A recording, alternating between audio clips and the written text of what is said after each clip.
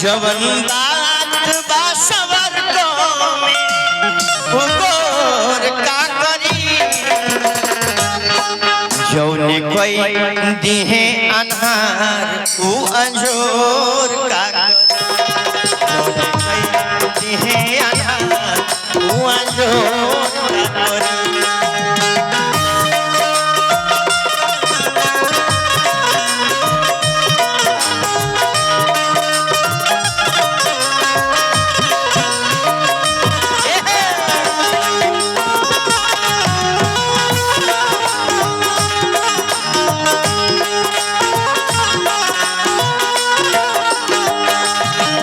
धनंजय कुमार पांडे बेलछी निवासी धनंजय कुमार पांडे जी की तरफ से 100 रुपया के पुरस्कार आये रहे। हम सब कलाकार की तरफ से हार्दिक अभिनंदन बा।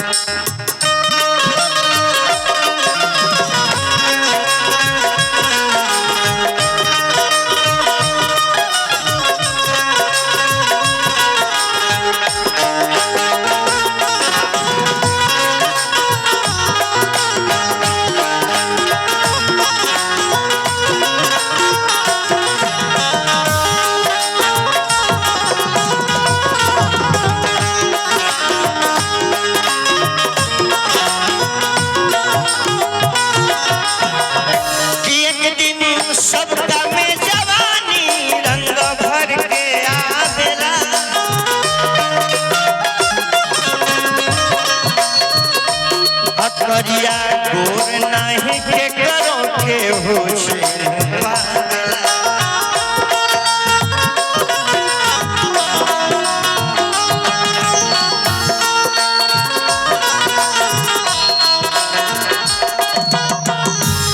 एक दिन सबका में जवानी रंग भर के आवेला करिया गोर नहीं के करो के होश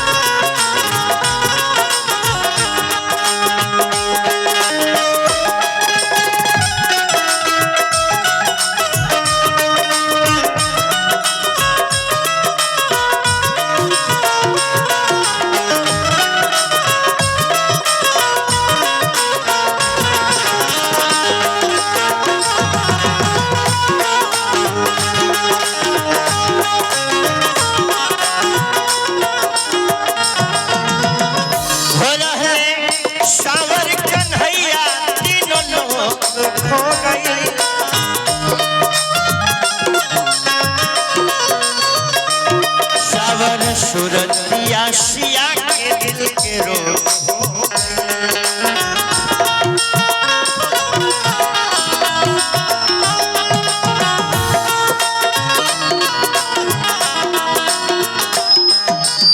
कन्हैया भी सांवरे रहले मर्यादा पुरुषोत्तम राम भी सांवरे रहले यहाँ तक कि देवों के देव महादेव भी सांवरे रहले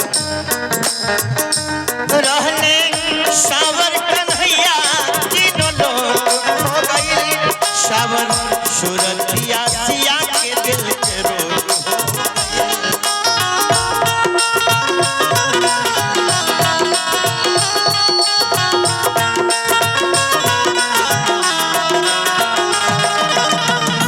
शिव के सावर सूरतिया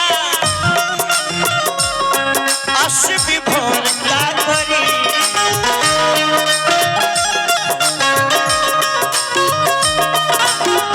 शिव के सावरे सूरत बा ओ राख ओ भस्म का करी शिव के सावर सूरतिया अस विभोर का करी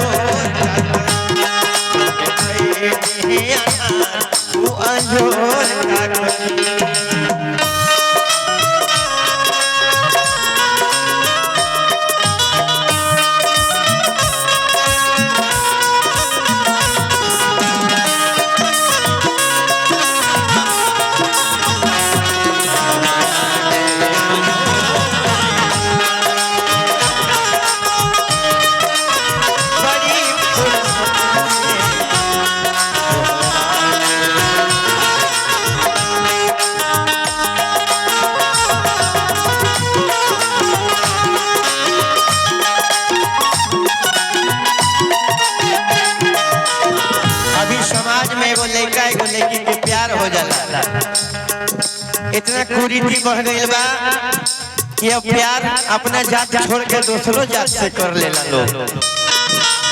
पहले के हमने के समाज में अगर दूसरों जात से शादी भइल रहे तो लोग खानदान के खराब समझत रहे, लेकिन अभी का भइल बा कि अगर भूमिहार बा हो सके मुसलमान से शादी कर ले, है ना जी।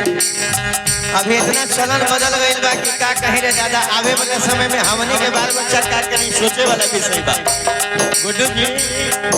इसलिए जीवन में संस्कार जरूरी बा।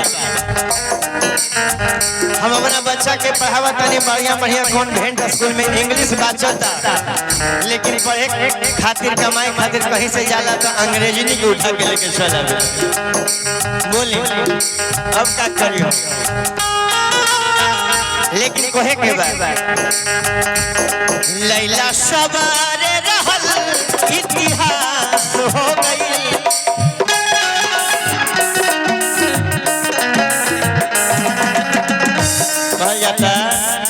लैला इतना बजा ले, लैला सवारे रहल इतिहास हो गई, पीछे सवर को के विनाश हो गई।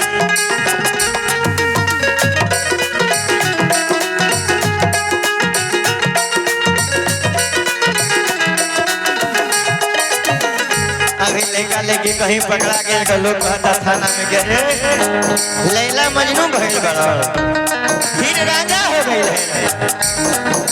ऐसे लोग कहता जे पहला ही से प्यार आइल बाबू जोड़ का करी,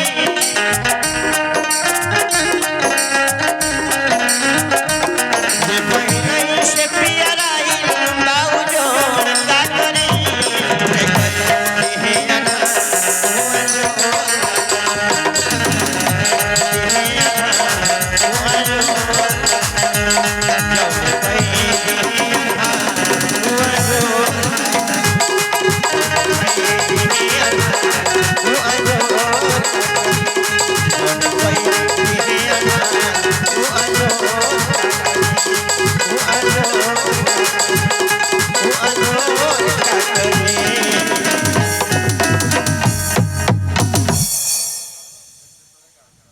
और मैं अपने वाणी को यहीं पे विराम देता हूँ। फिर से हमारे बीच प्रियंका